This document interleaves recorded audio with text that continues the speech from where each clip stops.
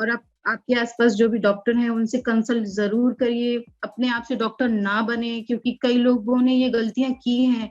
उनको लगता है हॉस्पिटल में तो इलाज ही नहीं होता है, वहां जाके और बीमार हो जाएंगे, या फिर अपने लोगों से दूर हो जाएंगे तो एंजाइटी हो जाएगी, उससे बहुत सारी प्रॉब्लम्स हो जाएंगी। तो ऐसा बिल्कुल ना सोचें, क्योंकि हम डॉक्टर्स जो है आपको एक फैमिली की तरह ही ट्रीट करते हैं।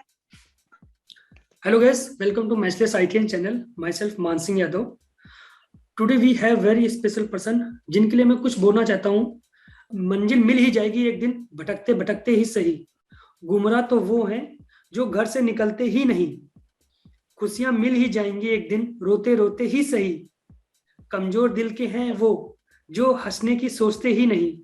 पूरे होंगे वो ख्वाब जो देखे हैं अंधेरी रातों में। ना समझ हैं वो जो डर के रातों को सोते ही नहीं। ऐसी ही एक शख्सियत है जिन्होंने अपनी मेहनत एंड लगन से उन्होंने लोगों की हेल्प की है।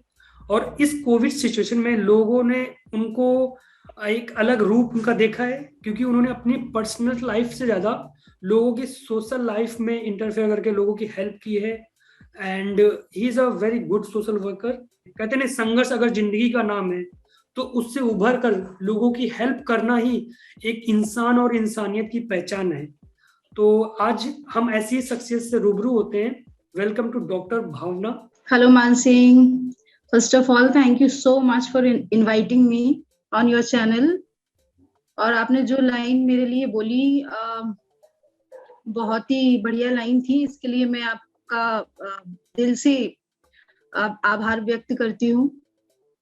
Thank you doctor. मेरा फर्स्ट क्वेश्चन ये है कि ये जो कोविड की सिचुएशन रही है, लाइक लास्ट 2 इयर्स से ये सभी लोग झेल रहे हैं, पूरा वर्ल्ड इस ट्रेजेडी को झेल रहा है। इसमें आपकी पर्सनल लाइफ में क्या क्या चैलेंजेस हैं एंड एज अ डॉक्टर आपने उनको कैसे टैकल किया? देखिए, ये जो चैलेंजेस आए ये ना केवल डॉक्टरों के लिए बल्कि समस्त लोगों के लिए ये बहुत ही चैलेंज भरे साल रहे हैं। इसमें डॉक्टर अकेले अफेक्ट नहीं हुए हैं, इसमें जो हमारे सफाई कर्मचारी हैं, पुलिस कर्मचारी हैं, और जो आम जनता है, ये भी इससे उनकी भी जीवन पे इसका बहुत ही गहरा अफेक्ट हुआ है। एज अ डॉक्टर हमारी लाइफ में ये एक बहुत ही चैलेंजिंग फेज रहा है, क्योंकि इससे पहले कभी हॉस्पिटल्स में ऐसा देखा नहीं गया कि सारे बेड फुल हैं। पेशेंट के लिए हमारे पास बेड ही अवेलेबल नहीं है। एक टाइम तो हमने यहाँ तक देखा कि पेशेंट हमारे सामने ही उसकी स्थिति बिगड़ती जा रही है, पर हम कुछ कर नहीं पा रहे हैं क्योंकि बेड की अवेलेबल नहीं थे, ऑक्सीजन अवेलेबल नहीं थी। तो ये भारत के लिए ही नहीं बल्कि सभी देशों के लिए एक बहुत ही चैलेंजिंग टाइम रहा है। तो ऐसे डॉक्टर का नाम ही एक सोसाइटी में एक बहुत रिस्पेक्टफुल से लिया जाता है, क्योंकि डॉक्टर को बोलते हैं कि एक भगवान का दूसरा रूप होता है। तो लेकिन जो ये कोविड सिचुएशन आई इसमें इन्होंने बढ़ चढ़कर लाइक अपनी पर्सनल लाइफ की परवाह करे बगैर उन्होंने लाइक 24-24 घंटे हॉस्पिटल में अपना काम को फर्स्ट प्रायोरिटी दी। तो उस समय अगर मैं पूछूं, वो जो कोविड की सेकेंड वेव आई थी उस समय आपने कैसे उसको टैकल किया और क्या थॉट प्रोसेस चल रही थी कि एज अ डॉक्टर लाइफ मतलब और एज अ पर्सनल लाइफ दोनों में क्या क्या डिफरेंस आए थे? देखिए, क्या होता है जब आप एक प्रोफेशन में होते हैं तो आपका डेडिकेशन उस टाइम पे निकल के आता है जब सिचुएशंस बहुत ज्यादा सीरियस हो जाती हैं। वैसे ही डॉक्टर्स के साथ जब हमने ये देखा कि जो ये पैंडेमिक का जो टाइम था वो इतना डेंजरस था कि हमारे पास इस चीज को सोचने के अलावा कोई दूसरी चीज थी ही नहीं कि हमको लोगों की हेल्प करना कैसे है। तो यस। ये इस टाइम पे मैंने ये चीज सीखी कि अगर किसी भी इंसान को अगर आप बचा सकते हैं तो आप पूर्णतः जो भी आप उनके लिए बेस्ट कर सकते हैं, दिमाग में सिर्फ वही थॉट आता है, इसके अलावा कोई दूसरा थॉट आता ही नहीं है कि मुझे मेरी पर्सनल लाइफ भी है या मुझे अपने दूसरे काम भी करना है। लाइक आप मैं फॉर एग्जाम्पल मैं आपको बताऊंगी, मुझे भूख लगी है पर मेरा जो ध्यान है वो भूख की तरफ नहीं जाएगा, मेरा ध्यान ये जाएगा कि मैं कैसे जो सामने मेरे पेशेंट है उनकी मदद मैं कैसे कर सकती हूँ और उनके जीवन को मैं कैसे सुरक्षित रख सकती हूँ। मेरा जो पूरा ध्यान है उसी की ही तरफ रहा है पैंडेमिक में। ये तो आपने बहुत अच्छी बात की। डॉक्टर जैसे अपने हम लोगों ने न्यूज़ में भी देखा है कि उन्होंने बढ़ चढ़ कर बहुत ज़्यादा काम किए हैं और अपने प्राइम मिनिस्टर नरेंद्र मोदी ने भी मतलब उनको काफ़ी उनकी तारीफ की है। तो काबिले तारीफ तो था ही उस कोविड सिचुएशन में। अगर मैं पूछूं कि ये जो डॉक्टर भावना इस समय मेरे सामने बैठी है और जब उसने 12th पास किया तो ये डॉक्टर भावना बनने में उसने क्या क्या स्ट्रगल फेस किए, उस जर्नी के बारे में कुछ बताइए। स्ट्रगल्स तो बहुत ज्यादा रहे हैं जीवन में और सभी के जीवन में रहते हैं। जब आप एक स्कूल लेवल पे होते हैं तब आपके पास इतनी रिस्पॉन्सिबिलिटीज नहीं रहती हैं क्योंकि आपका जो प्रमोशन है वो 1 to 1 होता रहता है। लेकिन जब आप 12th पास आउट होते हैं तो ये एक बहुत बड़ा क्वेश्चन मार्क होता है आपके अंदर कि आगे आपको करना क्या है। तो ये एक बहुत ही डिफिकल्ट काम होता है स्टूडेंट्स के लिए, लेकिन मेरे लिए ये इतना ज्यादा डिफिकल्ट नहीं था क्योंकि मैंने चाइल्डहुड से ही अपने दिमाग में ये चीज बिठा ली थी कि मुझे डॉक्टर ही बनना है। तो मेरे लिए ये बहुत ज्यादा सोचने का विषय नहीं था कि मुझे आगे करना क्या है। पर हाँ, मेडिकल फील्ड में आने के बाद स्ट्रगल्स तो रहते ही हैं क्योंकि मेडिकल फील्ड जो है ये एक ऐसी फील्ड है जिसमें आपको एक लिविंग बॉडी पर आपको सारी चीजें करना है। तो परफेक्शन बहुत जरूरी है, नॉलेज बहुत जरूरी है। स्टडी ऑब्वियसली सभी लोग करते हैं लेकिन ऐसा आप कह सकते हैं कि डॉक्टर्स को थोड़ा ज्यादा करना होता है क्योंकि वो एक लिविंग बॉडी पर जो है वो प्रैक्टिस करते हैं, तो इसमें गलती का कोई सवाल ही नहीं उठता। तो हाँ, थोड़ा सा स्ट्रगलिंग तो रहा है। ये तो लाइक आपकी स्ट्रगल फेज थे। अगर कोई स्टूडेंट 12th पास करता है, जैसे अगर मैं इंजीनियरिंग की बात करूं तो जेई का एग्जाम है, जेई मेंस, फिर एडवांस निकालना पड़ता है तो आईआईटीज में जाते हैं। ऐसे ही डॉक्टर्स के लिए क्या क्या किस टाइप के एग्जाम्स होते हैं और स्टूडेंट जो 12th पास करता है उसको क्या क्या चीजें ध्यान में रखे हुए अगर डॉक्टर प्रोफेशन चूज करना है तो क्या क्या करना चाहिए उसको, उसके बारे में कुछ बताइए। देखिए, अगर कोई डॉक्टर बनना चाहता है कोई स्टूडेंट और अगर वो सोच रहा है कि वो मेडिकल फील्ड में जाए तो मैं ये कहना चाहूंगी, सबसे पहले तो उनके अंदर पेशेंस होना चाहिए। अगर आपके अंदर पेशेंस नहीं है तो आप डॉक्टर बनने का बिल्कुल ना सोचें। अगर आपके अंदर पेशेंस है तो आप बिल्कुल ये जो प्रोफेशन है ये बहुत ही अच्छा प्रोफेशन है। इसमें लोगों की मदद करने का मौका आपको मिलता है, लोगों की हेल्प आप कर सकते हैं, दूसरों को खुशियां देख के जो खुशियां जो फील आप करते हैं उसका एक अलग ही मजा है। तो जिनको दूसरों की मदद करना पसंद है वो लोग बिल्कुल इस प्रोफेशन को चूज कर सकते हैं, पर अगर जिनके अंदर ये सारी चीजें नहीं हैं तो वो इस फील्ड में बिल्कुल भी ना आए। और हाँ, जैसे आपने कहा कि इंजीनियरिंग में भी अलग अलग ब्रांचेस होते हैं, अलग अलग एग्जाम्स होते हैं, वैसे ही मेडिकल में भी अलग अलग कोर्स के लिए अलग अलग एग्जाम्स होते हैं। लाइक आपको सर्जन बनना है, एमबीबीएस करना है तो नीट होता है। नीट में भी आपकी जो रैंक है उसके अकॉर्डिंग आपको कॉलेजेस मिलते हैं, लाइक एमबीबीएस, इसके बाद बीडीएस, इसके बाद बीपीटी और अदर कोर्सेज हैं मेडिकल के। और मेडिकल में ऐसा भी होता है कि कई कॉलेजेस अपना खुद का एग्जाम कंडक्ट कराते हैं, मेरिट बेसिस पे भी लेते हैं। कोई कॉलेज जो है, कई कॉलेजेस जो हैं वो अपना एंट्रेंस एग्जाम कंडक्ट करते हैं। तो अलग अलग कॉलेजेस का अलग अलग समय। तो पेरेंट्स होते हैं कि एक सोचते हैं कि कॉर्पोरेट जॉब करे स्टूडेंट, उसका बच्चा अच्छी सैलरी इनकम करे, ठीक है, तो उसके लिए एक अलग अलग डायरेक्शन देते हैं। जैसे इंजीनियर्स लोग बनाते हैं, लोग डॉक्टर बनाते हैं। तो आपके पेरेंट्स ने आपको कुछ सजेशन दिए थे कि आपको डॉक्टरी करनी चाहिए या फिर आपने जो बोला उसको सपोर्ट किया? जी, ये बहुत ही अमेजिंग क्वेश्चन आपने मुझसे किया है। ये एक्चुअली जो मेरी मदर थी, वो चाहती थी कि मैं डॉक्टर बनूँ। क्योंकि जब मेरा बॉर्न हुआ था तो जो डॉक्टर थी, उन्होंने कहा था कि आप अपनी बेटी को डॉक्टर बनाइएगा, तो मेरी मदर का ये सपना था कि मैं डॉक्टर बनूँ। तो उनके सपने को ही मैंने फॉलो किया है और अभी तक मैं उनके ही सपने फॉलो करती जा रही हूँ और मुझे बहुत अच्छा लग रहा है कि मैंने उनके जो सपने थे, मैंने उनको अचीव करने का जो ठानी है और धीरे-धीरे मैं उस चीज़ को अचीव कर रही हूँ, तो मुझे काफ़ी अच्छा लग रहा है। तो ये मेरे पेरेंट्स को भी था कि मैं डॉक्टर बनूँ, फिर मेरे अंदर भी मेरा एटीट्यूड बचपन से ही डॉक्टर वाला ही रहा है। जब मैं छोटी थी तो मैं अपने दोस्तों को और अपने आस-पास के जो लोग थे, उनके साथ वैसा ही बिहेव करती थी जैसे मैं डॉक्टर हूँ और मैं सबको बोलती भी थी कि मेरे साथ सही बिहेव करिए, जैसे मैं किसी डॉक्टर के साथ आप करते हैं। तो ये ओके, जर्नी मेरे लिए तो बचपन से अमेजिंग ही रही है। Okay, that's great. तो अगर मैं आपके बारे में पूछूं कि आप एज अ पर्सन कैसे हो, आई मीन अगर प्रोफेशनल लाइफ को और आपको अलग कर दी जाए तो क्या डिफरेंस है आप में, आपके प्रोफेशनल लाइफ में और ऐसे सिंपल भावना, डॉक्टर भावना में? Interesting question. ये मैं पर्सनल और प्रोफेशनल दोनों लाइफ में जो है मेरा एटीट्यूड बहुत ज्यादा अलग-अलग है। प्रोफेशनली मैं बहुत सिंसियर हूँ और पर्सनली मैं बहुत फन लविंग हूँ। तो दोनों जगह पे मेरा जो मेरा एटीट्यूड है ये बहुत ही अलग-अलग है। जैसे पर्सनल लाइफ में मैं बहुत जॉली नेचर है मेरा, मैं बहुत फन लविंग हूँ और ओके, जैसे आपने बताया कि आपने बैचलर की है फिजियोथेरेपी में, तो जी, फिजियोथेरेपी कैसे हेल्प करती है अदर मेडिकल फील्ड्स में, अदर फील्ड्स में? जी, जी।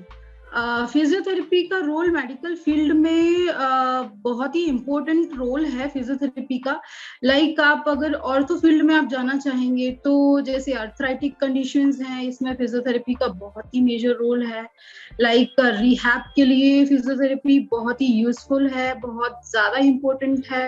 लाइक अगर किसी आर्थराइटिक कंडीशन में अगर हिप हिप अगर नी को रिप्लेस किया है, हिप को रिप्लेस किया है, तो उसका जो रिहैब होता है, वो पूरा फिजियोथेरेपी के अंडर में ही आता है। विदाउट एनी एक्सरसाइजेज कोई भी सर्जरी जो है वो सक्सेसफुल नहीं हो सकती। तो फिजियोथेरेपी का काफी मेजर रोल रहा है। लाइक आप न्यूरो कंडीशंस में चले जाइए, लाइक पैरालिसिस में फिजियोथेरेपी का बहुत ही मेजर रोल है। पैरालिसिस में मसल वर्क जो होता है वो जीरो हो जाता है, मसल ग्रेड जीरो में चली जाती हैं, तो इनको इम्प्रूव करने के लिए फिजियोथेरेपी में बहुत सारी मोडालिटीज यूज होती हैं। लाइक एमएसटी, इसमें आप मसल को स्टिमुलेट करके आप पैरालिटिक मसल्स को स्टिमुलेट करके आप रिकवरी कर सकते हैं मसल्स की। लाइक पेन एक बहुत ही कॉमन कंडीशन हो गया है nowadays. Pain is very common. तो पेन मैनेजमेंट में भी फिजियोथेरेपी का रोल काफी ज्यादा है। लाइक सर्वाइकल पेन, जैसे आप इंजीनियर्स होते हैं तो काफी सिटिंग होती है आपकी, जिनका स्टैंडिंग, जो गृहिणी होती हैं, हाउस वाइफ्स होती हैं, उनका स्टैंडिंग वर्क बहुत ज्यादा होता है। Back pain, knee pain, cervical pain, ये बहुत ही कॉमन कंडीशंस हैं। इसमें फिजियोथेरेपी का काफी मेजर रोल है। लाइक मोडालिटीज, काफी पेन मोडालिटीज हैं हमारे पास जिससे हम पेशेंट के पेन को रिलीव करते हैं। देखिए, सारी चीजें आपकी बॉडी में ही है, बस आपको जनरेट करना है। तो हम लोग वही करते हैं कि आपकी बॉडी की ही चीजों को एक्सरसाइज के द्वारा उन चीजों को जनरेट करते हैं और क्योर करते हैं। लाइक बहुत सारी एक्सरसाइजेज ऐसी होती हैं जिनसे ही आप पेन कंट्रोल कर सकते हैं विदाउट एनी मेडिसिन। तो without any intake you can cure any kind of pain. तो ये काफी अमेजिंग पार्ट है फिजियोथेरेपी का। ये आपने बोला कि आपने फिजियोथेरेपी में आपने जो भी आपने बैचलर किया, उसके बाद आपने पीजी में ऑप्स गायनी का कोर्स किया, ऑप्स एंड यस। गायनी। तो आई मीन ये ऑप्स एंड गायनी और फिजियोथेरेपी में क्या रिलेशन है? देखिए, ये आपका बहुत ही अच्छा क्वेश्चन आपने किया है। कई लोगों को नॉलेज नहीं होती है इस चीज का कि फिजियोथेरेपी का ऑब्स एंड गायनी से क्या रिलेशन है। क्या है कि ऑब्स एंड गायनी एक ऐसी फील्ड है कि हर एक मेडिकल फील्ड में इसका एक अलग अलग स्थान है। लाइक फिजियोथेरेपी में इनफर्टिलिटी ऑब्जन गायनी का एक बहुत ही मेजर कॉज है। तो इसमें हम लोग क्या करते हैं, एक्सरसाइज के द्वारा उनकी लाइफ स्टाइल मॉडिफिकेशन करवाते हैं और उनकी इनफर्टिलिटी को हम क्योर करते हैं। आजकल क्या होता है, स्टूडेंट्स हैं वो प्रॉपर मील नहीं लेते हैं, प्रॉपर डाइट नहीं लेते हैं, विटामिन की कमी हो जाती है, प्रॉपर स्लीप नहीं हो पाता है। पीसीओडी एक बहुत ही कॉमन प्रॉब्लम है ऑब्जन गायनी में। PCOD is a life style modification disease है। तो इसमें हम वेरियस एक्सरसाइजेस के थ्रू और लाइफ स्टाइल मॉडिफिकेशन के थ्रू हम इन सारी चीजों को क्योर करते हैं। ऑब्जन गायनी का एक मेजर रोल होता है कैंसर में। कैंसर में क्या होता है कि पेशेंट को लिम्फेडिमा हो जाता है, कॉन्ट्रैक्चर्स फॉर्म होने लगते हैं। तो इनको प्रिवेंट करने के लिए हम पोजिशनिंग करते हैं पेशेंट की, काउंसलिंग करते हैं पेशेंट की, और कुछ ऐसी वेरियस एक्सरसाइजेस होती हैं जिनके द्वारा हम कैंसर जो कॉम्प्लिकेशंस होते हैं आफ्टर कैंसर, उन सारी चीजों का हम रिहैब करते हैं। ये मेन ऑब्जन गायनी में जो है। बाकी पोस्ट नेटल प्री नेटल तो होता ही है, प्रेगनेंसी से पहले, प्रेगनेंसी के बाद, ये सारी चीजें तो देखते ही है। और मेजर रोल रहा है आफ्टर 40, वीमेंस आफ्टर 40 जो कॉम्प्लिकेशंस उनकी बॉडी में होने लगते हैं आफ्टर मेंस्ट्रुएशन। जब उनका मेनोपॉज आ जाता है तो वेट गेन हो जाता है, हार्मोनल चेंजेस होते हैं, एंजाइटी का लेवल बहुत बढ़ जाता है। इन सारी चीजों में हम उनका वेट लॉस करवाना, उनकी एंजाइटी को कम करने के लिए मेडिटेशन, योगा, इन सारी चीजों से, ब्रीदिंग एक्सरसाइजेस, इन सारी चीजों के द्वारा हम पेशेंट का जो लाइफ स्टाइल है उसको मॉडिफाई करते हैं। तो ये काफी अच्छा। That's great interesting field and I think ये एक नया फील्ड है। मतलब इसमें जैसे आपने बोला फिजियोथेरेपी का यूज करके आप ऑब्स गायनी में मतलब बेटर कर सकते हो। दैट्स ग्रेट एंड आपने बहुत अच्छा एक्सप्लेन किया। और मेरा क्वेश्चन है कि जो अभी स्टूडेंट पास आउट होते हैं 12th, वो उनको क्या क्या सोचना, मतलब उनको कैसे प्रिपरेशन करनी चाहिए अगर उनको मेडिकल फील्ड में जाना है? कुछ टिप्स बताइए उनको, जैसे जो आपने किया है, एग्जाम निकाले हैं जो नीट्स वगैरह के, तो उसके बारे में कुछ बताइए।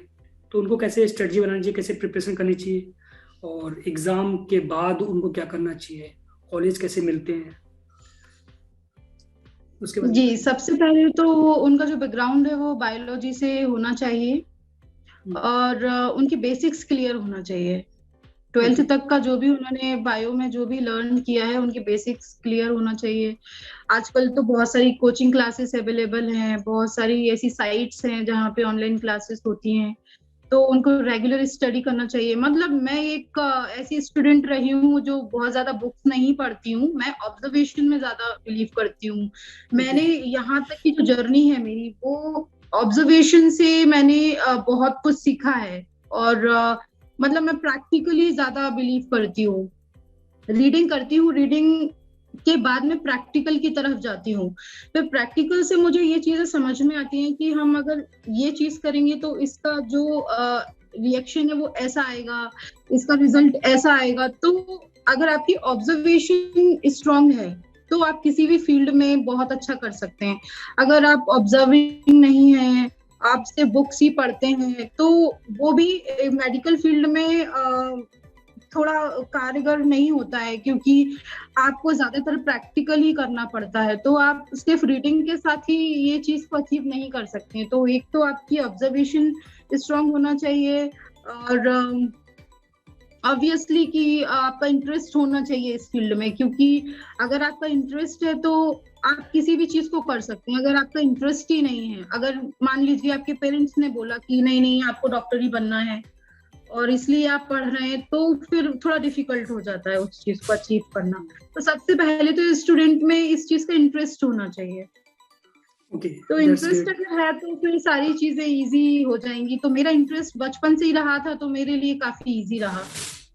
हाँ, ये मतलब किसी फील्ड में अगर आपको जाना है तो आपका इंटरेस्ट होना बहुत जरूरी है। वो डॉक्टर फील्ड में जाना है या इंजीनियरिंग के फील्ड में जाना है या किसी फील्ड में जाना है, तो इंटरेस्ट होना बहुत जरूरी है। अदरवाइज आप उस मुकाम पे नहीं पहुंच पाओ जितना आपने सोच रखा है। अगर मैं ये बोलूं कि ये कोविड की जो सिचुएशन आ रही है, लोग बहुत ज़्यादा परेशान हो चुके हैं लास्ट 2 ईयर से, तो उसके बारे में बताइए कि ये जो डेल्टा या फिर ओमिक्रॉन आ रहा है, तो ऐसे कौन कौन से वेरिएंट अभी आएंगे, और लोगों को कैसे मोटिवेट रहना है। जैसे आपने बोला कि आप विदाउट एनी मेडिसिन वगैरह से आप चीज़ों को क्योर करते हो, पर्सनल लाइक योगा वगैरह से। तो वैसे बताइए कि ये ओमिक्रॉन सिचुएशन आ रही है, लोग बहुत ज़्यादा डिमोटिवेट हो जाते हैं, डिप्रेशन में चले जाते हैं, और लोगों को कैसे ये होप आनी चाहिए कि अभी ओमिक्रॉन आएगा, खत्म हो जाएगा, उसके बाद कोई और नहीं आएगा। उसके बारे में कुछ बताइए। जी। मैं सबसे पहले तो ये बोलना चाहूंगी कि आप पैनिक ना करें। आप किसी भी चीज से घबराएं नहीं, क्योंकि हमारे भारत में आज से नहीं, बहुत सालों से टीबी का प्रकोप रहा है। ऐसी संक्रामक बीमारियां रही हैं जो जिनसे हम आज भी फाइट कर रहे हैं। तो ये एक बहुत बड़ा चैलेंज नहीं है हमारे लिए। तो इस चीज को नॉर्मली ही, आप नॉर्मल तरीके से ही लें इस चीज को। बस आप थोड़े प्रिकॉशंस रखें, लाइक आप भीड़ भाड़ वाली जगहों पर ना जाएं। आप प्रॉपर हाइजीन रखिए, सैनिटाइजर अपने पॉकेट में रखिए। आप जहां भी जाते हैं सैनिटाइज करते रहिए, प्रॉपर मास्क वियर करिए। तो ये संक्रमण एक ऐसा संक्रमण आया है जो इतनी जल्दी जाने वाला नहीं है। ओके। ये भारत में ही बल्कि कई देशों में, पूरे विश्व को इसने अफेक्ट करके रखा है। तो आपको इससे घबराना नहीं है, इससे लड़ना है। जब आप ये स्ट्रेटेजी बना लेंगे कि हमको इस चीज से लड़ना है और भगाना है, तो आप बिल्कुल इस चीज से आगे निकल जाएंगे। अगर आप पैनिक करेंगे या आप डरेंगे कि अब क्या होगा, कैसे होगा, तो क्यों, कैसे, कहाँ, ये सब छोड़ के अगर आप इस चीज को ये सोचें कि नहीं, हमको इस चीज से जीतना ही है, तो आप डेफिनेटली जीत जाएंगे। लाइक डॉक्टर्स, हमको पता है कि नहीं, हम इस चीज से निकल जाएंगे, तो हम आज भी निकल रहे हैं इस चीज से, जीत रहे हैं इस चीज से। वैसे ही आम जनता को भी ये समझने की जरूरत है। और इम्यूनिटी को बूस्ट रखिए। अब मल्टी विटामिन खाते रहिए, डाइट प्रॉपर लीजिए, प्रॉपर डाइट रखिए अपनी, कैल्शियम लेते रहिए। और सबसे इम्पोर्टेंट चीज है कि आप एक्सरसाइज करते रहिए। अगर आप रेगुलर एक्सरसाइजेस करते हैं तो कोरोना क्या, कोई भी वायरस आ जाए, आपका कुछ नहीं बिगाड़ सकता। आप एवरीडे मॉर्निंग उठिए, आप ब्रीथिंग एक्सरसाइज करिए, आप मेडिटेशन करिए, आप योगा करिए।